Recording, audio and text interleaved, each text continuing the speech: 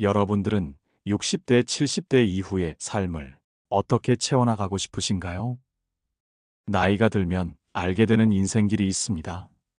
그래서 더 소중한, 그래서 더 애틋하고 그리워질 그 길을 우리 모두는 지금도 걸어가고 있습니다. 여러분은 어느 길목쯤에 와 계신가요? 어디에 서서 무엇을 바라보고 계신가요? 나름 열심히 살았다고 생각했는데 정신을 차리고 보니 남은 건 그저 그런 체력, 좁디 좁은 인간관계, 서먹서먹한 가족, 그리고 간당간당한 노후자금뿐이신가요? 은퇴자들은 말합니다. 갑자기 망망대해에 표류하는 난민이 된 기분이라고 말이죠. 말이 좋아 인생 이모작이지 어디 의지할 데 없는 막막함과 불안감에 잠이 안 올 지경이라고 말입니다. 누구나 60여 년을 살다 보면 뒤를 돌아보게 됩니다. 또 나름대로 최선을 다해 살아왔다고 해도 이른을 앞둔 대부분의 사람들은 분명 후회되는 일들이 생깁니다. 미래에 희망이 없어 보인다 해도 포기하지 말고 지금부터 할 수 있는 일들을 꾸준히 실천해야 합니다. 인생이란 것이 한 번 가면 다시는 그 시절로 돌아갈 수는 없기 때문입니다. 은퇴 선배들이 입을 모아 얘기하는 말이 있습니다. 은퇴 후 현실을 직시하고 그에 맞춰 관점을 바꿔야 행복한 노후를 보낼 수 있다는 것입니다. 그렇다면 구체적으로 무엇을 알고 어떤 관점으로 바라봐야 하는 걸까요? 연금밖에 없다던 김 부장은 어떻게 노후 걱정이 없어졌을까요?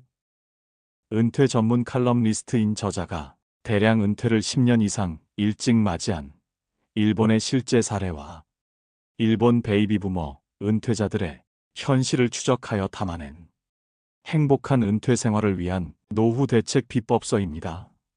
저자는 은퇴 선배들의 가슴 절절한 후회담과 그들이 맞이한 뒤바뀐 일상, 통념을 깨뜨리는 그들만의 대처법 등을 꼼꼼히 분석하여 크게 5가지 주제로 조언을 하고 있습니다. 그중 오늘 영상에서 이야기 드릴 내용은 노후를 위협하는 6가지의 적과 행복한 노후를 위해 60대에 꼭 해둬야 할 10가지입니다. 지금 바로 시작하겠습니다. 우리가 은퇴하기 전에 알았다면 좋았을 것들. 퇴직하기 전에 미리 좀 해둘 걸. 직장에 다닐 때는 몰랐는데 막상 은퇴하고 나니 후회가 되는 일이 한두 가지가 아니죠. 현역 시절에 미리 준비해 두었다면 얼마나 좋았을까 하는 아쉬움이 진하게 남을수록 늦은 때가 다가오는 것입니다.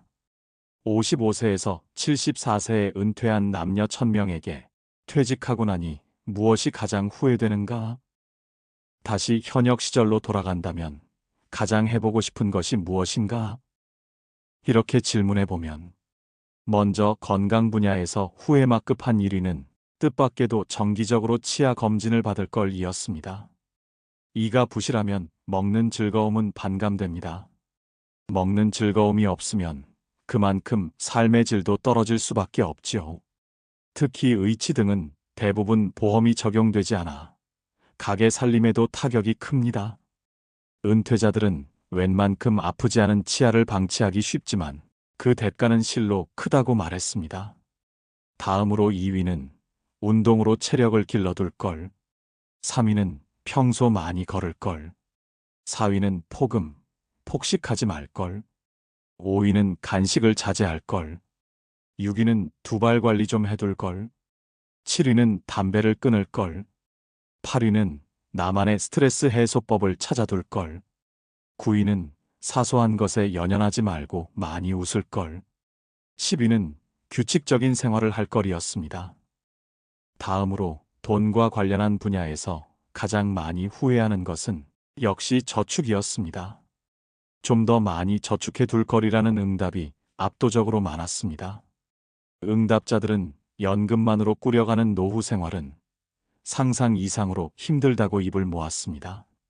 정년 퇴직 후에도 매달 나가는 주택대출 잔금에 대한 은퇴자들의 후회는 그야말로 절절했습니다. 넉넉지 않은 살림의 대출 잔금 부담은 가히 치명적일 정도라는 것입니다. 자녀 교육비 지출에 대한 후회도 만만치 않았는데 자녀를 향한 재정 지원은 대학까지만 유학은 자력으로라는 식으로 한계를 분명히 해둬야 한다고 은퇴 선배들은 당부했습니다. 돈과 생활 분야 후회마급 탑10. 1위는 저축을 좀 더 많이 해둘 걸. 2위는 다양한 분야를 공부해 볼 걸. 3위는 가고 싶은 곳에 자주 여행할 걸. 4위는 연금 생활에 맞게 생활 규모를 줄여둘 걸. 5위는 퇴직 후에도 활용할 수 있는 자격증을 따둘 걸. 6위는 다양한 분야의 일과 직업에 도전해 볼 걸. 7위는 개인연금에 가입해 둘 걸. 8위는 건강할 때 주변에 불필요한 물건들을 정리해 둘 걸. 9위는 요리 등 집안일을 좀 더 배워둘 걸. 10위는 퇴직 후 여가 생활을 위한 여유자금을 마련해 둘 걸이었습니다. 여가 생활 관련해서는 상당수가 평생 즐길 수 있는 취미를 가질 걸, 여행을 많이 할 거리라는 후회를 꼽았는데요. 취미 생활이나 여행 등으로 충분히 여가를 즐기지 못한 데에 대한 아쉬움이 진하게 묻어났습니다. 공부에 대한 미련도 의외로 많았고, 평생 일에만 얽매여 가족과 친구 등 인간관계에 소홀했던 점을 많이 후회한다는 것을 알 수 있었습니다. 일과 인간관계 분야 후회마급 탑10. 1위는 평생 즐길 수 있는 취미를 찾아둘 걸. 2위는 부모님과 자주 만나 얘기를 나눌 걸. 3위는 친구를 많이 사귀어 둘 걸. 4위는 자녀와 많이 대화할 걸. 5위는 결혼에 대해 좀 더 신중히 결정할 걸. 6위는 지역 사람들과 자주 만나 교류해 둘 걸. 7위는 회사 외에 매일 찾아갈 만한 곳을 만들어 둘 걸. 8위는 부부간에 자주 대화할 걸. 9위는 일은 적당히 하고 좀 더 많이 놀 걸. 10위는 뜨거운 연애를 해볼 걸이었는데요. 이 리스트를 보면서 미처 생각지 못한 부분에 놀란 사람들이 꽤 있을 것입니다. 그것이 후회만큼 리스트를 첫 번째 챕터로 정한 이유입니다. 은퇴 선배들이 후회하는 것들을 잘 체크해보면 무엇을 노후 준비의 초석으로 삼아야 하는지 명확히 보이기 시작할 것입니다. 노후를 위협하는 6가지의 적을 제거하라. 노후 자금을 충분히 마련했다고 해도 행복한 노후를 위협하는 적이 예상치 못한 순간에 등장할 수 있습니다. 일본의 한 잡지 기사에서 은퇴자들의 노후 생활을 힘들게 할 수 있는 잠재 위험 요소 6가지를 골라 소개했는데, 대부분의 우리도 노후에 맞닥뜨릴 수 있는 것들이라 생각합니다. 이 잠재 위험 요소를 노후를 위협하는 6대적이라 이름 붙여 정리해 보았습니다. 첫째, 팔리지 않는 집. 노후에 돈 없으면 집 팔아 마련하면 된다는 말은 일본에서 이미 옛 이야기가 된 지 오래입니다. 우리나라도 일본처럼 가게 될 것이라는 전문가들의 이야기가 많은데요. 요즘 노인 대국 일본의 골머리를 썩이는 문제 가운데 하나가 늘어나는 빈집입니다. 일본 전체 가구 수에서 빈집이 차지하는 비율이 전국 평균 13%를 넘어섰습니다. 대략 780만 채가 사람이 살지 않는 폐가라는 것입니다. 물론 빈집이 도시보다 농촌에 몰려 있긴 하지만 도쿄 도심의 빈집 문제도 그냥 지나칠 수 없는 상황까지 와버렸습니다. 도쿄의 일부 구청은 빈집 관리나 해체를 하는 기관에 지원금까지 주며 문제 해결을 위해 애쓰고 있는 실정입니다. 빈집 문제는 일본에서 부동산이 노후자금으로 대체되는 시절이 끝났음을 방증합니다. 이런 상황에서 주택의 자산 가치는 계속해서 하락할 수밖에 없다고 부동산 전문가들은 확신하고 있습니다. 그럼 어떻게 하면 좋을까요? 일본의 경우 정답은 팔 수 있다면 당장 파는 것이 좋다였습니다. 도쿄 도심의 알짜배기 땅이나 일부 개발 이익이 예상되는 특별구역이 아니라면 속상하더라도 지금 파는 게 그나마 남는 장사라는 설명입니다. 일각에서는 일본 주택 가격이 앞으로 20년 동안 매년 2% 하락할 것이라는 전망도 내놓고 있습니다. 초고령화 사회 진입을 목전에 둔 한국 사회의 부동산 전망도 긴 안목에서 따져봐야 합니다.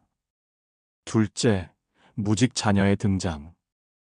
우리의 상황에서는 아직 생소할 수도 있지만 일본에서는 부모에게 생계를 기대는 나이든 무직 자녀들이 노후의 새로운 위험 요소로 지목받고 있습니다.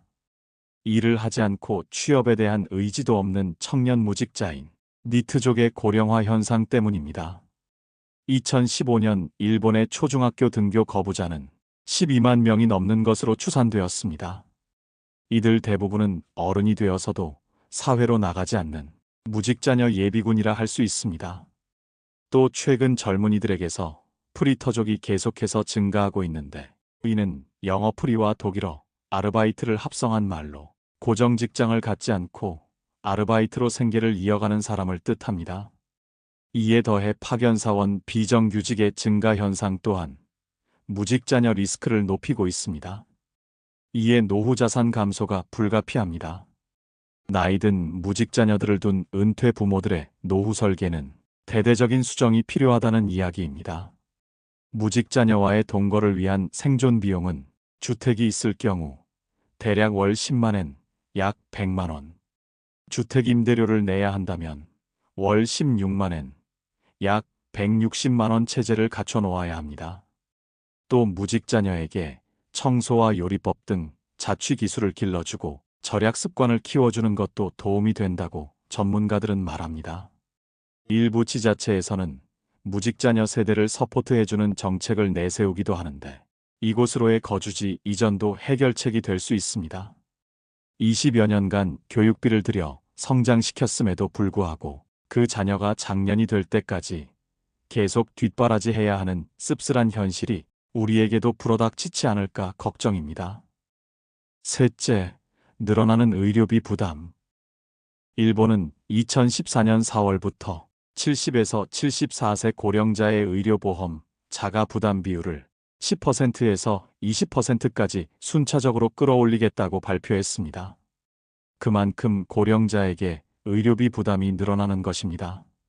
일본의 연간 의료비는 총 40조엔, 약 400조 원으로 이 중 절반 이상이 65세 이상 고령자에게 들어가는데, 특히 75세 이상부터 의료비 지출이 급격히 늘어납니다. 그러나 전문가들은 일본의 의료 재정이 어렵긴 해도 일반인에게 개인 부담률을 20% 이상 떠안길 수는 없을 것이라고 전망합니다. 부담 증가분의 상당 부분이 고액 소득자나 자산가를 대상으로 부과될 가능성이 높다는 것이 이들의 분석입니다. 따라서 일반인이 의료비 증가에 대비한다며 의료 관련 보험을 추가로 드는 것은 바람직하지 않습니다. 일본의 공적 의료보험 보장은 다른 나라에 비해 두텁기 때문에 차라리 그 돈은 저축해두고 노후 의료비에 대비하는 것이 현명하다는 말입니다. 국민건강보험의 경우 우리나라 또한 세계적인 수준입니다. 민간 의료보험을 추가적으로 과도하게 든 건 아닌지 체크해 볼 필요가 있습니다. 넷째, 줄어드는 연금. 국민연금 고갈이나 감소에 대한 우려가 끊임없이 불거지고 있습니다. 앞으로 연금이 제대로 나올지 낙관할 수만은 없는 상황입니다.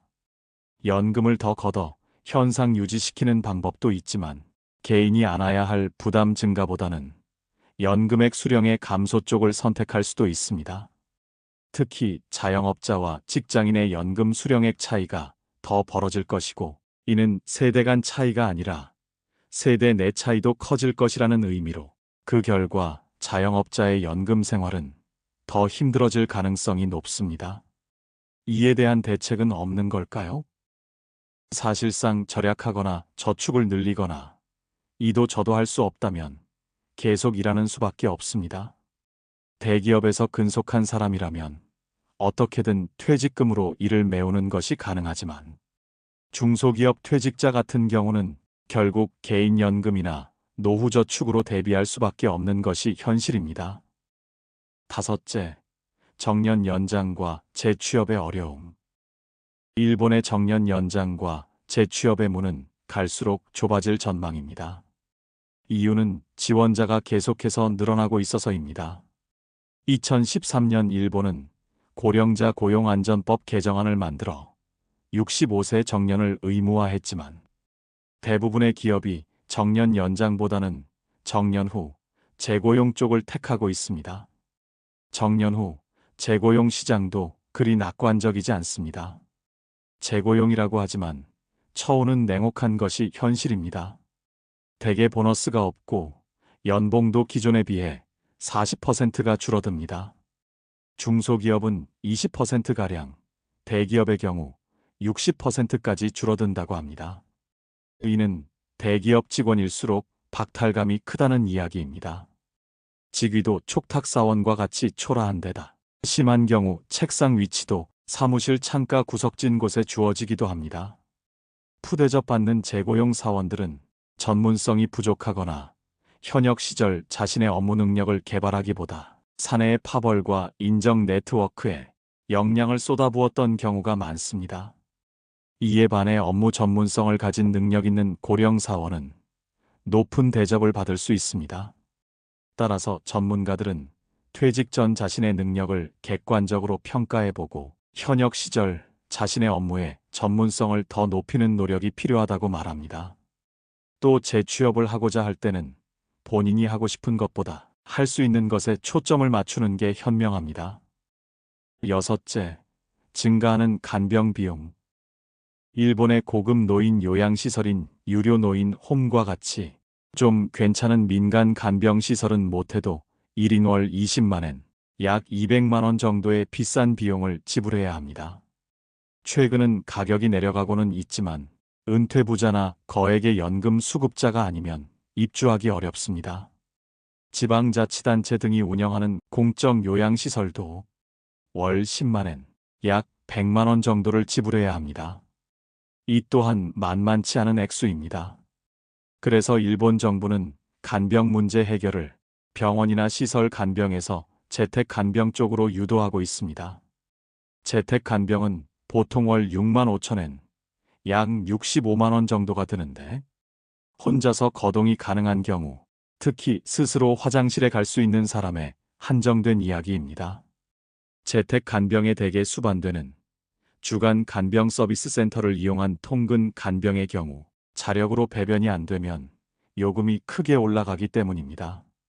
이를 두고 전문가들은 간병 비용이라는 강적을 퇴치하기에 최후의 존엄, 즉 자력 배변을 지킬 수 있는 신체 유지가 가장 중요하다고 강조합니다.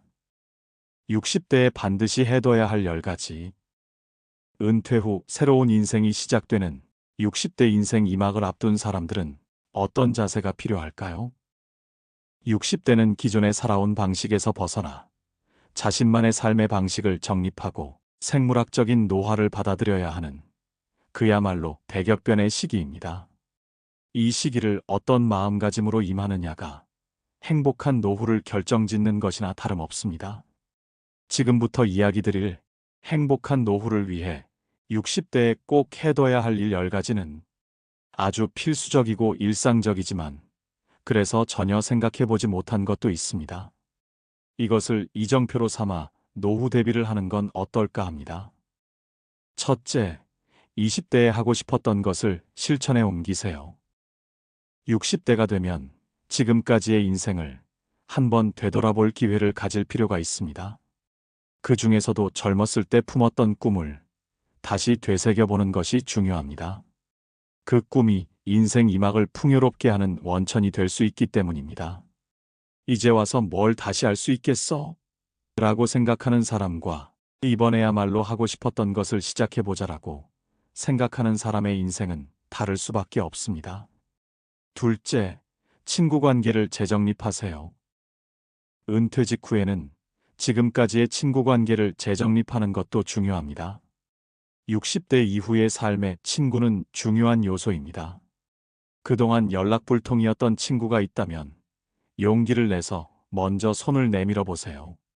50대까지는 동창회 자리에서도 경쟁의식이 발동하지만 환갑이 지나면 친구 사이에 또 다른 역학 관계가 만들어진다고 합니다. 같은 시대를 함께 싸우며 살아낸 전우의 느낌이랄까요? 그런 친구들과 시간을 같이 보냄으로써 그간 잊고 살았던 소중한 추억을 이끌어낼 수 있습니다.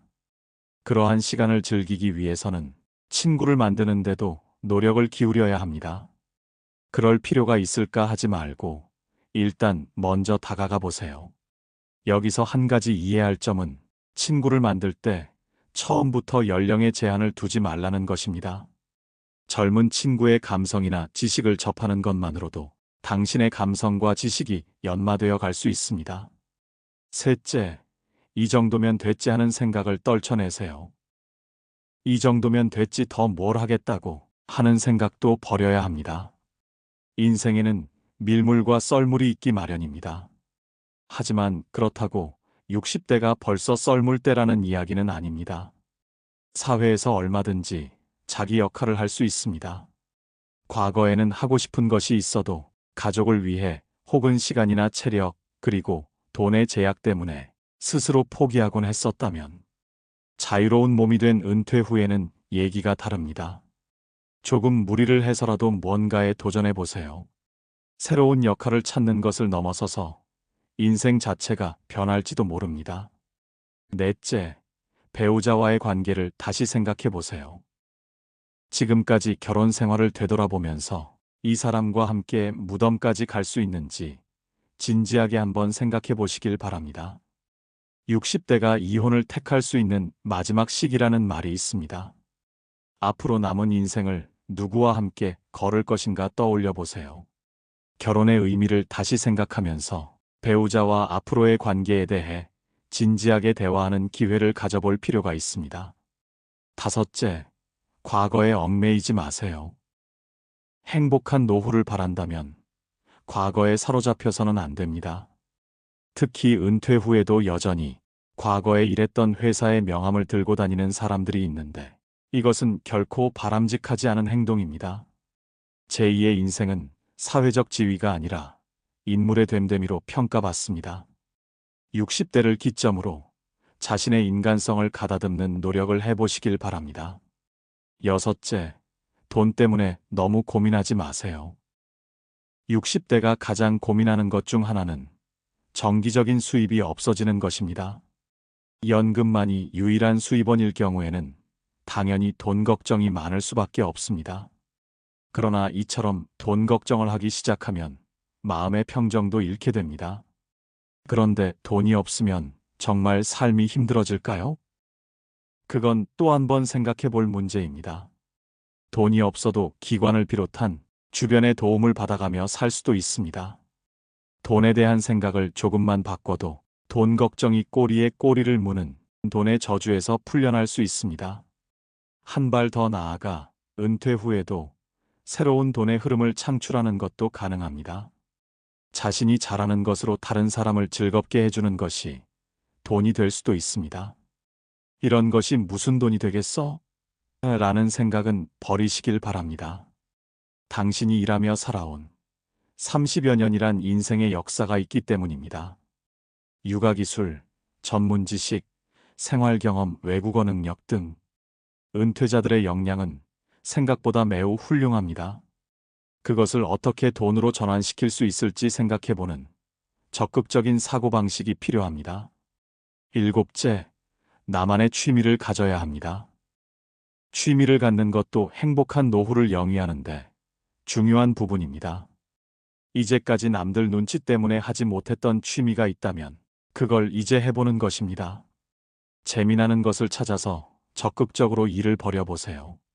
그 일이 어떤 것이든 당신의 인생을 분명 두근거리게 해줄 것입니다. 이때 명심할 점은 일반적이고 보편적인 상식에 얽매이지 말고 창피하더라도 일단 시도해보는 것입니다. 여덟째, 젊은 친구를 사귀어 보세요. 젊은 친구를 사귀기 위해서는 우선 스타일부터 바꿀 필요가 있습니다. 과감하게 20, 30대 젊은이들의 감각을 배우고 경험해보는 것도 나쁘지 않습니다.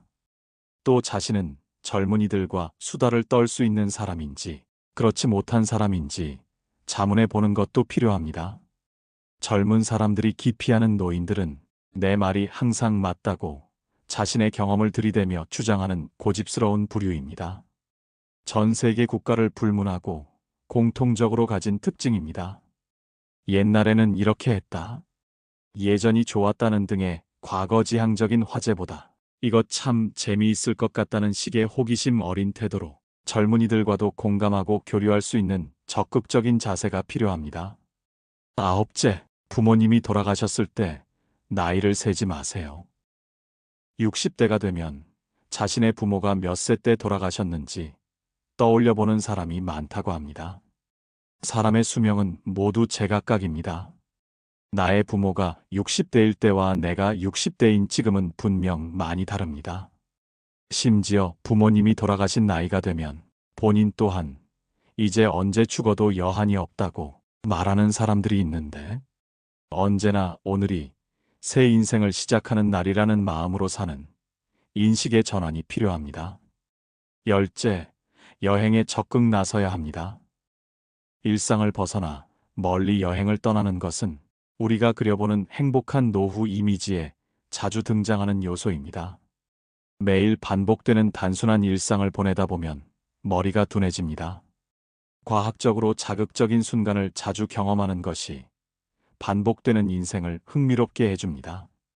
집에서 보내는 하루와 타지에서 보내는 하루가 전혀 다르다는 것은 굳이 말하지 않아도 다들 잘 알 것입니다. 여행을 같이 할 사람이 꼭 필요한 것은 아닙니다. 나 홀로 여행도 추천할 만합니다. 냉정하게 봤을 때 60대는 건강상으로나 자금상으로나 인생을 살면서 모험을 할 수 있는 마지막 시기일지도 모른다는 것을 명심하세요. 나이가 들수록 우리는 조금 더 느긋하고 대범해져야 합니다. 그리고 멋지게 늙어가야 합니다. 삶의 마무리를 아름답게 하기 위해 가끔은 인생의 계획을 거꾸로 짜보는 것도 참 중요할 것 같습니다. 은퇴 후 우리에게 주어진 10만 시간 동안 막막해하고 불안해만 하기보다는 유쾌하게 풀어가는 지혜를 발휘해 보시길 바랍니다. 혼자 사는 힘이 삶의 질을 좌우한다. 노후의 공포는 돈에서만 오는 게 아닙니다. 나이 들어 혼자가 되는 것을 불안해하는 사람이 많습니다. 몸도 마음도 쇠약해졌는데 주위에 아무도 없다는 건 상상만 해도 두렵고 우울해지는 일입니다. 하지만 나 홀로 노후에 대한 불안감은 잘만 대비하면 해소할 수 있습니다. 아니, 오히려 즐거움으로 바뀔 수도 있습니다. 니혼 게이자이 신문이 은퇴 전문가들의 조언을 들어 나 홀로 노후의 불안을 해소하는 방법을 소개한 바 있습니다. 이를 건강, 돈, 주거, 인간관계 네 가지로 나누어 정리해 보았습니다. 첫째, 건강. 장기 입원 환자 신세만은 피해야 합니다. 나 홀로 노후의 가장 큰 적은 질병입니다. 가능한 한 병원이 아닌 집에서 오래오래 생활할 수 있도록 건강에 세심한 주의를 기울여야 합니다. 장기로 입원하게 되면 수입이 끊겨 의료비 부담이 더 커질 수도 있습니다. 평소 건강한 생활 습관을 유지하면서 장기 입원하는 상황이 발생하지 않도록 미연에 방지하는 것이 현명합니다. 그러기 위해서는 일할 수 있는 건강한 몸을 만들어야 합니다. 건강은 노후 생활의 중요한 자산입니다. 올바른 식생활과 꾸준히 운동하는 습관을 갖도록 노력하세요. 늘 몸에 좋은 것만 먹을 수는 없지만 담배나 술과 같이 건강을 해치는 것을 피할 수는 있습니다. 조깅이나 걷기, 헬스 등 꾸준히 할 수 있는 운동을 찾아 평생 지속할 수 있도록 건강한 생활 습관을 들이는 것이 중요합니다. 둘째, 돈. 수입원과 노후자금 확보가 열쇠입니다. 혼자가 되어도 노후의 연금 수입 하나에만 의지하며 살 수는 없습니다. 최대한 오래 일할 수 있는 방편을 마련하거나 은퇴 후에도 계속해서 수입이 생기는 구조를 만들어 두어야 합니다. 동시에 퇴직 전부터 쓸데없는 지출을 줄이고 가계부를 슬림화하는 것도 그에 못지않게 중요합니다. 그러기 위해서는 첫째, 혼자 사는데 필요한 자금을 산출해야 합니다. 은퇴 후부터 연금이 지급되기 시작하는 65세까지 필요한 생활자금을 미리 계산해 보는 것이 중요합니다. 그런 다음 해당 자금을 마련하려면 지금부터 매달 얼마씩 저축해야 하는지 역산해 보세요. 막연히 불안해할 것이 아니라 산출 결과를 보며 고민해야 해결책도 떠오릅니다. 그리고 장기간 수입을 확보할 수 있는 능력을 갖추어야 합니다. 한국의 경우 현재 50세의 연금 수급 개시, 정년은 만 65세입니다. 앞으로 연금 지급 연령이 더 늦춰질 수도 있습니다. 따라서 안정된 나홀로 노후를 보내기 위해 가능한 한 오래 일할 수 있는 체제를 갖춰놓을 필요가 있습니다. 돈이 되는 자격증을 따놓거나 현재 갖고 있는 기술과 전문성을 업그레이드 하세요. 또한 집에서 홀로 시간을 즐기는 법을 찾아야 합니다. 집에서 혼자 무엇을 해야 즐거운지 하는 것은 나 홀로 노후를 보내는데 없어서는 안 될 중요한 자산입니다. 소소하거나 남이 보기에 조금 유치한 취미 생활이라 하더라도 나 홀로 노후에는 남의 눈을 의식할 필요가 없다는 장점이 있습니다. 혼자서 마음껏 즐길 수 있는 데다 돈이 많이 들지 않는 취미 생활이라면 생활비 절약 효과까지 있습니다. 즐거운 취미 생활은 나 홀로 노후를 훨씬 살맛나게 만들어줄 것입니다. 셋째, 주거. 나 홀로 노후를 사는 임차 생활자의 가장 큰 걱정거리는 주거지 확보입니다. 하지만 최근 무주택 고령자를 위한 공영주택이나 독거노인의 거주를 돕는 주택이 늘어나는 추세입니다. 무주택 고령자 거주용 주택은 앞으로 계속해서 확대될 것입니다. 혼자 사는 사람이 꼭 집을 소유해야 한다며 조바심을 낼 필요는 없다는 이야기입니다. 그리고 거주지를 고를 때는 가족 아파트를 택해야 합니다. 혼자 사는 사람들은 집을 고를 때 싱글 거주자들이 많은 아파트를 선호하는 경향이 있습니다. 하지만 나 홀로 노후가 예상되는 사람일수록 가족 구성원이 주로 거주하는 아파트를 선택하는 게 낫습니다. 나 홀로 노후에는 이웃과 관계를 맺는 게 중요하고 그럴 때 가족이 있는 이웃이 좀 더 다가가기 수월하기 때문입니다. 마지막으로 노후에는 라이프 스타일에 맞춰 주거지를 바꿔보세요. 집을 임차할 때 무리해서라도 지하철역 주변처럼 교통 편의성이 좋은 곳을 선택하는 경우가 많습니다. 하지만 퇴직 후 직장까지 통근할 필요가 없게 되면 임차료가 싼 교외 지역으로 거주지를 옮기는 것도 좋은 선택입니다. 퇴직 직후에 할 수 있는 일이나 내 생활에 맞춰 주거 계획을 미리 세워둘 필요가 있습니다. 넷째, 인간관계. 먼 친구보다 가까운 이웃이 더 중요할 수 있습니다. 긴급 상황에 기민하게 대응 가능하다는 것은 성공적인 나홀로 노후의 핵심 요소입니다. 일상에서 일어나는 사고나 건강상의 위급한 상황에서 당장 도움이 되는 사람은 나와 가까운 곳에 살고 있는 이웃일 가능성이 높습니다. 평소 집 주변에 사는 사람들과 잘 사귀어두면 곤란할 때 혈육보다 더 기묘한 도움을 받을 수 있습니다. 그런 이유에서 이웃에게는 반드시 먼저 인사하는 것이 좋습니다. 요즘에 우리는 이웃 주민과 인사를 주고받지 않는 경우가 많습니다. 하지만 상대가 먼저 밝게 인사를 건네는데 그것을 무시하거나 불쾌해할 사람은 없습니다. 가볍게 주고받는 인사가 이웃들과 거리를 좁히는 계기가 되어줍니다. 지역 행사에 적극 참여하는 것도 좋습니다. 어느 날 갑자기 지역 주민 활동에 얼굴을 불쑥 내미는 것은 상당한 용기가 필요한 일이지만 용기를 내어 뛰어들어 보세요. 그것이 당신의 노후 인정 네트워크를 넓혀줄 것입니다. 삶은 우리가 어떻게 바라보느냐에 따라 크게 달라집니다. 호기심을 간직하면 하루하루 생기 있는 일상을 보내게 되고 더 새로운 인생을 살게 됩니다. 여러분, 도전 앞에서 주춤거리지 마세요. 그때 용기를 내서 할 걸 그랬어 하는 것들이 지금도 있지 않으신가요? 더 이상 그런 후회를 마음에 담아두고 살면 안 됩니다. 너무 많은 생각으로 마음처럼 잘 해낼 수 있을까 하는 염려로 더 이상 주춤거리지 마세요. 그리고 지금까지 열심히 살았다면 60세 이후부터는 이젠 자기의 즐거움을 위해 사는 것이 가장 현명한 일인 겁니다. 현재에 집중하세요. 좋지 않은 감정들은 모두 털어버리시고 지금 현재에 집중하는 것이 보다 행복한 삶을 만드는데 유익할 것입니다.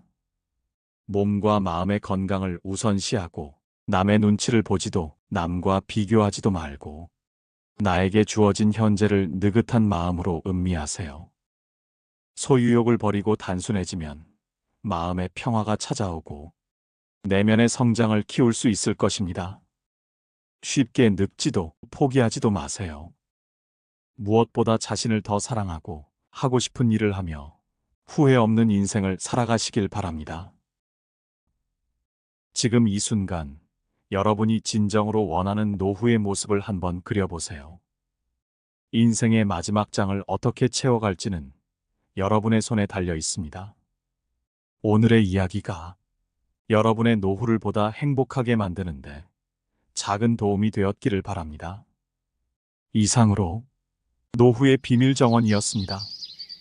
노년의 삶과 애환, 차마 말로 할 수 없었던 고민들, 가슴속 응어리진 바위덩이 모두 여기에 내려놓고 가십시오. 여러분들의 이야기를 기다립니다. 그리고 이것도 인연인데 구독과 좋아요로 이 인연을 한번 이어가 보는 건 어떠실런지요? 그럼 다음에 또 뵙지요. 그때까지 안녕하십시오.